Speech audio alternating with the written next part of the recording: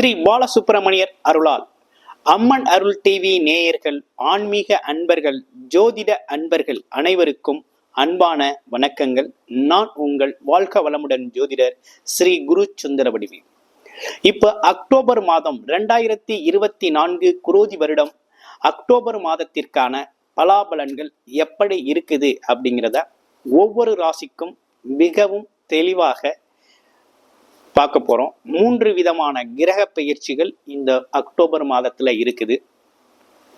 சூரியன், புதன், சுக்கிரன் அப்படிங்கிற 3 கிரகங்களின் பெயர்ச்சிகளோட சேர்த்து என்னென்ன பலாபலன்கள் இருக்குது, என்ன செய்யலாம், என்ன செய்யக்கூடாது, என்ன விதமான வழிபாடு உகந்ததாக இருக்கும், நட்சத்திர பலன்கள் எப்படி இருக்குது, ஒவ்வொரு ராசியில இருக்கக்கூடிய நட்சத்திரங்களுக்கும் நட்சத்திர பலன்கள் எப்படி இருக்குது அப்படிங்கிறத பற்றி விரிவா தெளிவா நம்ம பார்க்கறதாக இருக்கிறோம். இப்ப இந்த அக்டோபர் மாதத்துல வேற என்ன சிறப்பு விசேஷங்கள் இருக்குது அப்படின்னு எடுத்துக்கிட்டோம்னா, அக்டோபர் 2ஆம் தேதியே பார்த்தீங்கன்னா மகாலய அமாவாசை அப்படிங்கிற ஒரு விஷயம் வருது. அமாவாசை அப்படின்னு எடுத்துக்கிட்டா எல்லாருக்கும் தெரிஞ்ச விஷயம்தான். முன்னோர்கள் வழிபாடு, பித்திருக்கள் வழிபாடு அப்படிங்கிறது செய்யறது, குலதெய்வ வழிபாடு செய்யறதுக்கு மிகவும் உகந்த நாள். அடுத்து பாருங்க, அக்டோபர் 3ஆம் தேதி அப்படிங்கிறது நவராத்திரி ஆரம்பம் அப்படிங்கிற ஒரு நிகழ்வு அப்படிங்கிறது அந்த காலகட்டத்தில் இருக்குது. அக்டோபர் 17 அப்படிங்கிறது பார்த்தீங்கன்னாக்க பௌர்ணமி திதி வருது. பௌர்ணமி திதி வருது. திரு அண்ணாமலையாரை வழிபடக்கூடிய, அம்மன் அருளையும் பெறக்கூடிய மிகவும் முக்கியமான ஒரு அமாவாசை திதி அப்படிங்கிற ஒரு விஷயம் பார்த்தீங்கன்னாக்க அக்டோபர் 17ஆம் தேதி வருது. அக்டோபர் 21, 24 அப்படிங்கிறது சுபமுகூர்த்த தினங்களா ஐப்பசி மாசத்தோட, அக்டோபர் மாதத்துல ஐப்பசி மாதம் தொடக்கத்திலே வரக்கூடிய ஒரு அமைப்பு அப்படிங்கிறது இருக்குது. அக்டோபர் 28 வாஸ்து நாளாக இருக்குது. பார்த்தீங்கன்னா வாஸ்து பூஜை செய்யறதுக்கும், அதே மட்டும் இல்லாம புது வீடு கட்டுறதுக்கான ஒரு நல்ல தொடக்கம் அப்படிங்கிறத இடம் குறிக்கிறது. பூஜை செய்கிறது ஒரு தொடக்க நாளாக இதை நீங்க பயன்படுத்திக்கலாம். அடுத்து பார்த்தீங்கன்னாக்க அக்டோபர் 31 அப்படிங்கிறது தீபாவளி பண்டிகை அப்படிங்கிற ஒரு விஷயம் வருது. ஒரு சிறப்பான பண்டிகை நிகழ்வு அப்படிங்கிறது வருது. ஸோ இப்படிப்பட்ட சிறப்புகள் தான் இந்த மாதத்துல இருக்குது.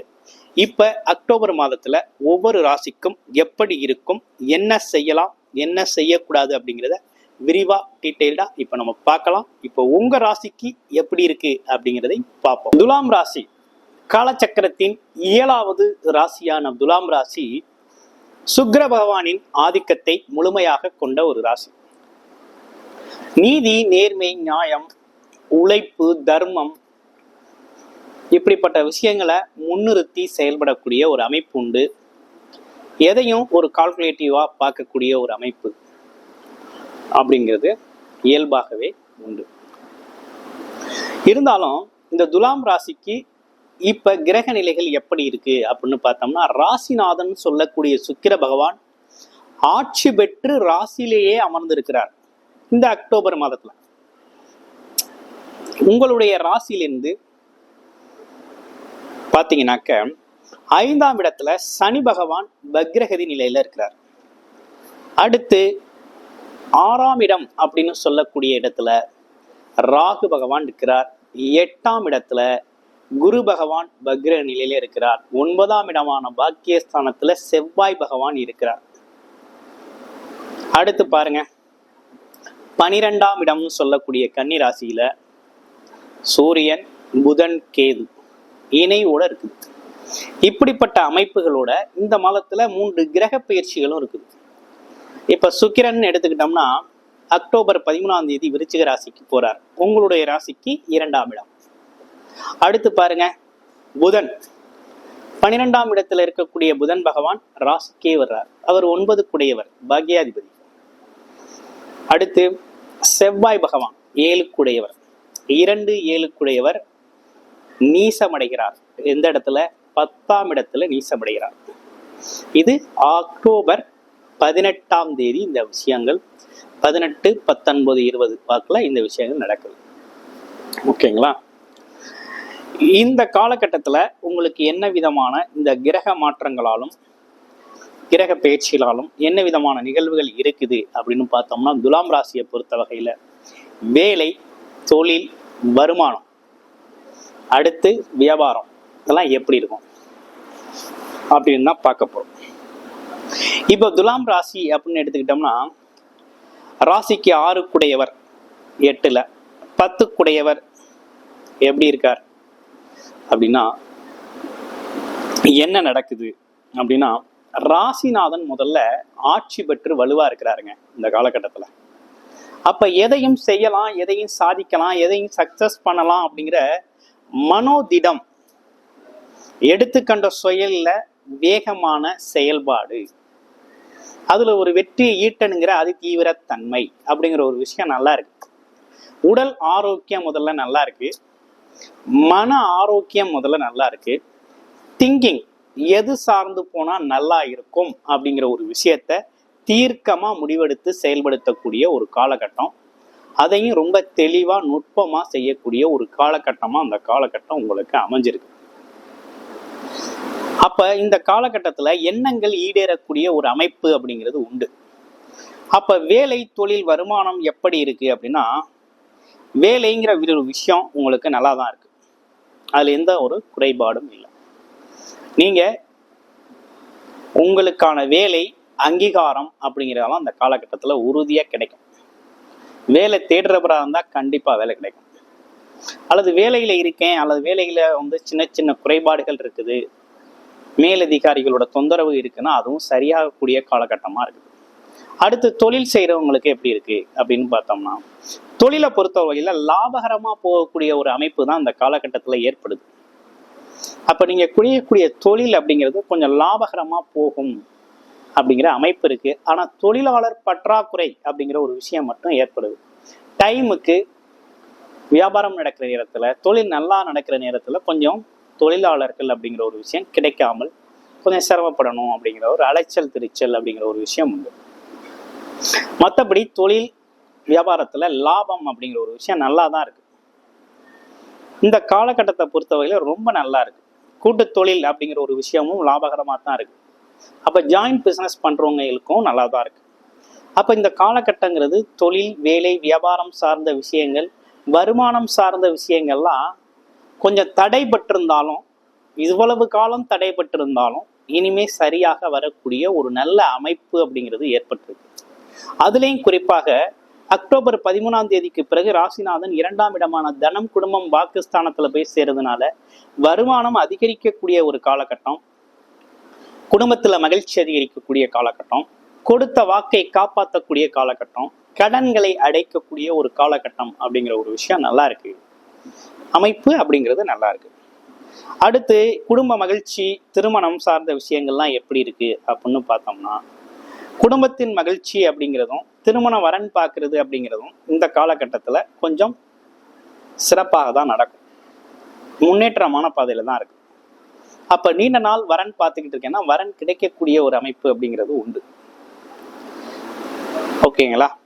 அடுத்து திருமணத்தை அதே திருமண வாழ்க்கையில இருந்து வந்த மனக்கசப்புகள் மாறக்கூடிய காலகட்டம், மகிழ்ச்சி அதிகரிக்கக்கூடிய காலகட்டமாக இருக்குது. அடுத்து படிப்பு எப்படி இருக்கு அப்படின்னு பார்த்தோம்னா, இப்ப துலாம் ராசியை பொறுத்த வகையில துலாம் ராசி குழந்தைகள் அப்படின்னு எடுத்துக்கிட்டோம்னா, படிப்பு அப்படிங்கிறது ஒரு மந்த நிலை இருந்து வந்தது. இப்ப கொஞ்சம் மந்த நிலை மாறி கொஞ்சம் சுறுசுறுப்புடன் படிக்கக்கூடிய ஒரு அமைப்பு அப்படிங்கிறது ஏற்படும். அது பாத்தீங்கன்னா அக்டோபர் 10க்கு அப்புறம் அந்த நிலை நல்லா இருக்கும். படிப்புல இருந்து வந்த மந்தம், படிப்பு சரியா வராம இருந்தது, அதே மாதிரி படிப்பு சார்ந்த முயற்சிகள் கைகூடாம இருந்தது, இந்த விஷயங்கள்லாம் அக்டோபர் 10க்கு அப்புறம் ரொம்ப நல்லா இருக்கு. ஓகேங்களா?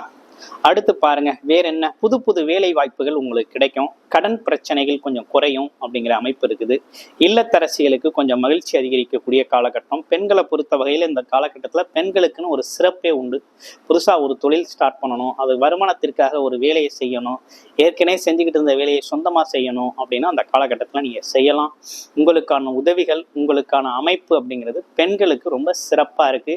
அதுவும் கணினி, கம்ப்யூட்டர் துறை சார்ந்து ஒர்க் பண்றவங்க, ஆமா, அடுத்து பொருட்கள் வாங்கி வியாபாரம் செய்யக்கூடியவங்க, ஃபேன்சி ஸ்டோர், இந்த மாதிரி பார்த்தீங்கன்னாக்க பெண்கள் சம்பந்தப்பட்ட ஆடை ஆபரணங்கள் சார்ந்த விஷயங்கள் எல்லாமே நல்லா இருக்கக்கூடிய ஒரு அமைப்பு அப்படிங்கிறது நல்லா இருக்கு. இந்த காலகட்டம் பெண்களுக்கு ரொம்பவும் சிறப்பு வாய்ந்ததாக இருக்குது அப்படின்னு தான் சொல்லலாம். அதே நேரத்துல பார்த்தோம்னா 12ஆம் இடத்து கேது ஊடகம் இந்த சூரியன் அப்படிங்கிறது தொழில் வளர்ச்சி, வருமானம் சார்ந்த விஷயங்கள், அதே நேரத்துல பதவி உயர்வுக்காக கொஞ்சம் வெயிட் பண்றவங்க அவங்கலாம் கொஞ்சம் பொறுமை காக்கும். இந்த மாதம் கடந்துருச்சு அப்படின்னா அடுத்த மாதத்துல பதவி உயர்வு, அதே நேரம் சந்தோஷம், அமைதி, அதே நேரத்துல கௌரவம், அந்தஸ்து, புகழ் இதெல்லாம் அடுத்த மாசத்துல எதிர்பார்த்துக்கலாம். இந்த மாசம் கொஞ்சம் பொறுமையா போகணும், அதற்கான விஷயங்கள் இப்ப கொஞ்சம் பொறுமையா போகணுங்கிற அமைப்பு இருக்கு. உழைப்புக்கான அங்கீகாரம் கிடைக்கிறது, இப்படிப்பட்ட விஷயத்துல கொஞ்சம் கவனம் இருக்கணும். அடுத்து உடல் ஆரோக்கியம் எப்படி இருக்கு அப்படின்னா வயிறு சார்ந்த பிரச்சனைகள், சின்ன சின்ன பிரச்சனைகள் வந்து போகும். ஆமா, மற்றபடி ஒன்றும் மேஜரா ஒன்றும் ப்ராப்ளம் இல்லை. அடிவயிறு, வயிறு சார்ந்த பிரச்சனைகள் சின்ன சின்ன தொந்தரவுகளை கொடுக்கும். அடுத்து வேற அப்படின்னு பார்த்தோம்னா இதுக்கு மேல சொல்றது வெளிநாடு யோகம் எப்படி இருக்கு அப்படின்னா பொறுத்த யோகத்தை பொறுத்தவரையில நல்லா இருக்கு, ஒன்றும் பயப்பட வேண்டாம். தாராளமாக வெளிநாடு, வெளியூர் பயணங்கள் போனால் லாபகரமாக அமையும். நல்ல பொருள் ஈட்டக்கூடிய ஒரு அமைப்பு அப்படிங்கிறது வேலை தொழிலுக்காக போறவங்களுக்கு நல்லா இருக்கு. ஆமா, கூடுதல் தகவல் தெரியணும் அப்படின்னா உங்களுடைய ராசிக்கு கூடுதல் தகவல் தெரியும்னா டிஸ்பிளேல உள்ள நம்பருக்கு கால் பண்ணி அப்பாயின்மெண்ட் ஃபிக்ஸ் பண்ணிட்டு உங்களுடைய ஜாதகத்தை முழுமையா லக்கண அடிப்படையிலையும் கோச்சார் அடிப்படையிலும் நீங்க முழுமையாக பார்த்துக்கலாம். இப்ப நட்சத்திரங்களுக்கு எப்படி இருக்கு அப்படிங்கிறத பார்க்கணும். சித்திரை நட்சத்திரம் அப்படின்னு எடுத்துக்கிட்டோம் அப்படின்னா இந்த காலகட்டத்துல தாய் தந்தை வழியில வரக்கூடிய சொத்துக்கள், அதே நேரத்துல ஆன்மீக பயணங்கள் போறது, ஆமா குருமார்களோட ஆசீர்வாதம் பெறுறது, நீண்ட தூர பயணம் போறது, படிப்புக்காக கல்விக்காக உயர்நிலை கல்விக்காக போற மாணவர்கள் இவங்களுக்கெல்லாம் ரொம்ப நல்லா இருக்கு. அதுலயும் பயணம் சார்ந்த விஷயங்கள் வெற்றிகரமாக அமையுது. அப்ப இந்த காலகட்டங்கிறது ஒரு நல்ல காலகட்டமா தான் இருக்கு சித்திரைக்கு. அடுத்து சுவாதி நட்சத்திரத்துக்கு எப்படி இருக்கு அப்படின்னா சுவாதி நட்சத்திரத்தை பொறுத்த வகையில வேலை வாய்ப்பு, தொழில் வாய்ப்புகள் நிறைய அமையக்கூடிய ஒரு காலகட்டம், கடன் அடையக்கூடிய காலகட்டம், உற்றார் உறவினர் பகை நீங்கக்கூடிய ஒரு காலகட்டமாக இருக்குது. அப்ப இந்த காலகட்டம்ங்கிறது உங்களுக்கு சாதகமான அமைப்பா தான் சூழ்நிலைகள் இருக்குது. பெரும்பணம் அப்படிங்கிற ஒரு விஷயத்துக்கு மட்டும் கொஞ்சம் பொறுமை காக்கணும் அப்படிங்கிற மாதிரி இருக்குது. அடுத்து விசாகம் நட்சத்திரத்துக்கு எப்படி இருக்கு அப்படிங்கிறத பார்க்குறோம். விசாகம் நட்சத்திரத்தை பொறுத்த வகையில இந்த காலகட்டத்தை பொறுத்த வகையில அதாவது முயற்சிகள் எந்த அளவுக்கு முயற்சி செய்றீங்களோ அந்த அளவுக்கு உங்க வேலை தொழில் வருமானத்துல வெற்றி பெறலாம். அதே நேரத்துல பெருமணம் சம்பந்தப்பட்ட விஷயங்கள்ல தற்காலிகமா கொஞ்சம் உங்களோட சொந்த ஜாதகத்தை பார்த்து முடிவு பண்ணிக்கிட்டு நீங்க இறங்கணும். மற்றபடி உங்களுக்கு அசீஸ்வரா நடக்கிற எல்லா விஷயமுமே சிறப்பாக நடக்கக்கூடிய ஒரு அமைப்பு அப்படிங்கிறது இருக்குது. உடல் ஆரோக்கியத்துல கொஞ்சம் கவனம் எடுத்துக்கங்க. ஆமா, வயிறு சார்ந்த பகுதி, தொண்டை, காது மூக்கு தொண்டை சார்ந்த விஷயங்கள்ல கொஞ்சம் கவனம் எடுத்துங்க. உணவு முறையில் கவனம் தேவைப்படுது. போதிய உறக்கம் அப்படிங்கிறது ரொம்ப முக்கியம். ஆமா, தேவையில்லாத விஷயங்களை மனதில் போட்டு குழப்பிக்கொள்ளாம இருக்கிறது அப்படிங்கிறது ரொம்ப மனவேதனைப்படுறத கொஞ்சம் குறைச்சிக்கோங்க. குழப்பத்தை கொஞ்சம் குறைச்சிக்க வேண்டிய காலகட்டம். என்ன விதமான வழிபாடு உகந்ததாக இருக்கும் அப்படின்னா விநாயகர் வழிபாடு அப்படிங்கிறது ரொம்ப முக்கியம். இந்த காலகட்டத்துல விநாயகர் வழிபாடு அப்படிங்கிறது ரொம்ப முக்கியம். அதற்கு பிறகு பார்த்தோம் அப்படின்னா உங்களுக்கு சனிக்கிழமைகள்ல சனி பகவான் வழிபாடு செய்யறது அப்படிங்கிறது மிகவும் ரொம்ப முக்கியமாக இருக்குது.